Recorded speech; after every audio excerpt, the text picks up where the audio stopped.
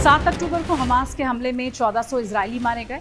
उसके बाद इजराइल ने हमास से जंग का ऐलान कर दिया। इजराइल ने हमास के कब्जे वाले गाजा पर ताबड़तोड़ बमबारी कर दी। इजरायली सेना ने लोगों से शहर खाली करने को कहा और इसके लिए अल्टीमेटम भी दिया गया। इजरायली सेना ने गाजा को चारों तरफ से घेर लिया है और सेना किसी भी वक्त गाजा पर जमीनी कार्रवाई करने को तैयार है। इस बीच ईरान ने इजराइल को धमकाते हुए कहा कि अगर इजरायली सेना ग्राउंड ऑपरेशन के लिए गाजा में घुसती है तो क्षेत्र में तनाव और बढ़ जाएगा, जो कि इजराइल की सेना का कब्रिस्तान साबित होगा।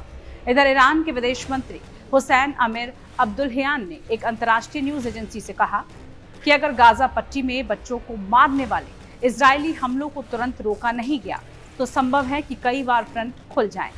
अगर इजराइल की यहूदी शक्तियां गाजा में घुसने का फैसला करती है तो हमास के लड़ाके इसे इजरायली सेनाओं के कब्रिस्तान में बदल देंगे। अगर लेबनान का हिजबुल्लाह इसमें शामिल होता है तो ये संघर्ष मध्य पूर्व के अन्य इलाकों में भी फैल सकता है। ईरान की इस धमकी को इजराइल ने पूरी तरह नजरअंदाज कर दिया है और इजराइल की सरकार ने सीजफायर की किसी भी संभावना से इनकार किया है। इस बीच अमेरिका ने बड़े पैमाने पर ईरान के पास फारस की खाड़ी में बड़े पैमाने पर सैनिकों और युद्धपोतों को तैनात भी किया था और जो बाइडेन ने ईरान को खुली चेतावनी दी है। विशेषज्ञों का मानना है कि हमास के बाद अमेरिका और इजराइल के निशाने पर ईरान आ सकता है। विशेषज्ञों का ये भी कहना है कि अमेरिका और इजराइल आज नहीं तो कल ईरान पर हमला कर सकते हैं, क्योंकि माना यह जा रहा है कि हमास के हमले के ईरान ने अप्रत्यक्ष तौर पर उसका साथ दिया था।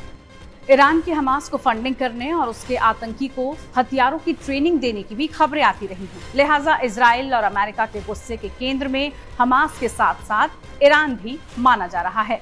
इजरायली प्रधानमंत्री बेंजामिन नेतन्याहू अक्सर हमास को मिले इतने प्रोत्साहन की वजह इराक को मान रहे हैं और उसे ही असली दोषी करार दे रहे हैं। उन्होंने ईरान को खत्म करने तक की धमकी दी है।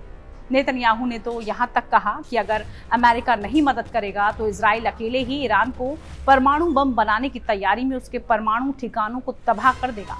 हालांकि अमेरिका भी ईरान को परमाणु बम बनाने से रोकता रहा है और उसने इजराइल के साथ मिलकर ईरान के परमाणु ठिकाने को तबाह करने का अभ्यास भी किया था।